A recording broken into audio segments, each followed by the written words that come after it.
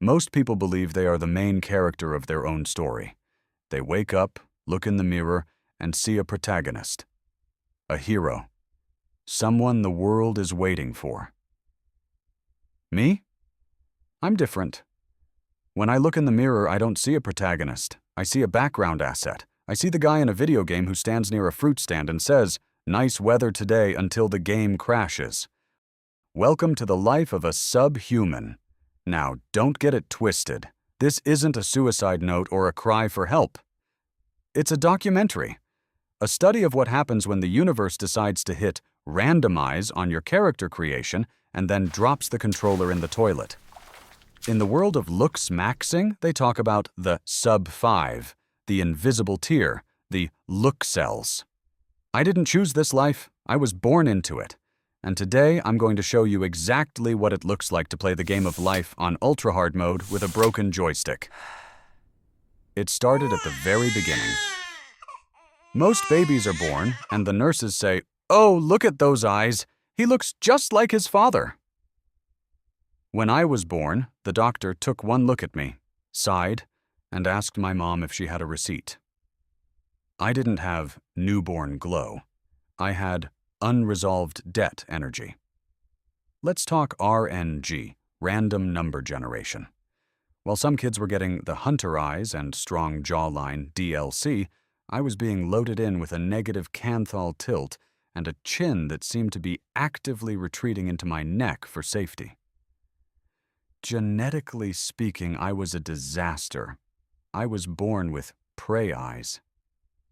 You know the ones. The eyes of a creature that spends its entire life looking over its shoulder to make sure a hawk doesn't swoop down and carry it away.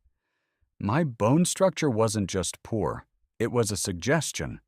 My face was a rough draft that God forgot to revise before hitting print.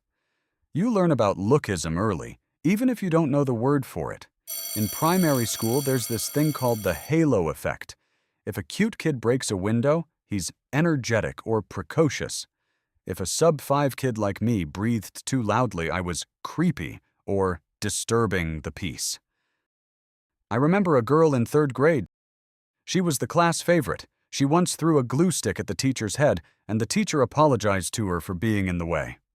A week later, I raised my hand to ask for a bathroom break, and the teacher looked at me like I had just confessed to a war crime.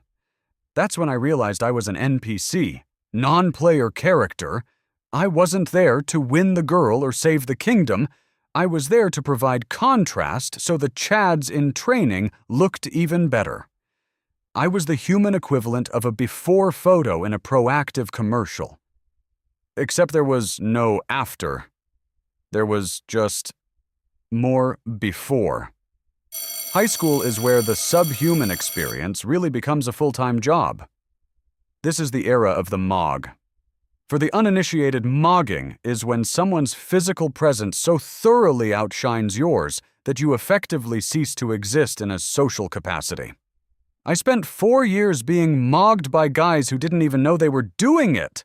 I'd walk down the hallway, and I was like a ghost with a backpack. I could have been wearing a neon suit and screaming the lyrics to Barbie Girl, and people still would have walked right through me to talk to the guy with the 4% body fat and the forward facial growth. I remember my first crush. Her name was Jessica. I decided to be bold. I wrote her a note, a classic move. She read it, looked at me, looked back at the note, and then asked if I could give it to her friend Mike.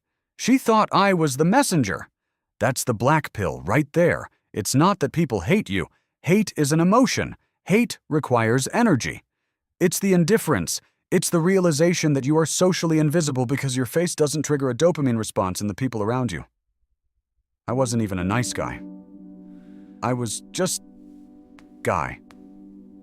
I tried to cope. Oh, the gigacope was real.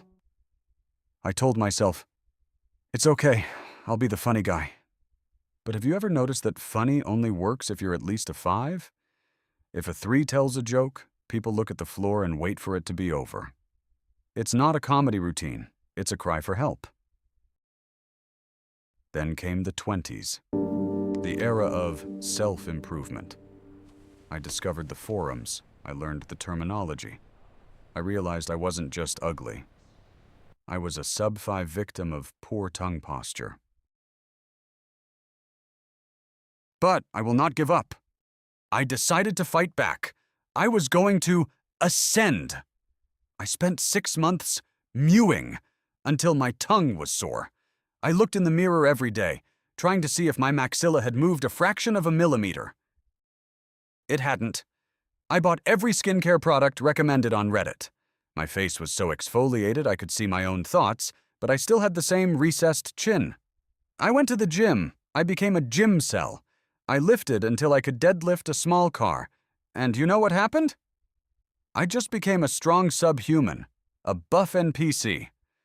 I was still getting mogged by 19-year-olds who had never touched a dumbbell in their lives, but were born with the bone structure of a Norse god. I tried status maxing. I got a decent job. I wore tailored suits. But putting a suit on a subhuman is like putting a silk tablecloth over a trash can. It's still a trash can. It's just fancy now. The dating apps? Don't even get me started. Tinder for a sub-5 man is just a digital museum of people who wouldn't touch you with a 10-foot pole. I swiped so much I developed carpal tunnel, and my only match was a bot trying to sell me crypto. Even the bot unmatched me after 3 messages. I realized then, you can't looksmaxx out of a fundamental structural failure. You can't softmax your way out of a hardmax problem. Now I'm sitting here, an old man. The hair is gone, not that it was ever good, and the skin is sagging over the same poor bone structure that started this whole mess. People tell you that looks don't matter when you get old. That's a lie. Even in the retirement home, the old chads are getting all the attention from the nurses. I'm still the guy who gets his name forgotten. I'm still the background asset. But here's the funny thing. After a lifetime of being a subhuman, you develop a certain kind of freedom. When you have nothing to lose, you have no fear. I stopped caring about the halo effect decades ago. I stopped caring about ascension. I realized that while the world was busy judging me for my negative canthal tilt, I was busy actually living. Sure, I didn't get the girl. I didn't get the pretty privilege. I didn't get the easy mode life. But I saw the world for what it really was. I wasn't blinded by my own reflection. I saw the vanity, the shallow games, and the absolute absurdity of a species that decides a person's value based on the distance between their eyes and their jaw.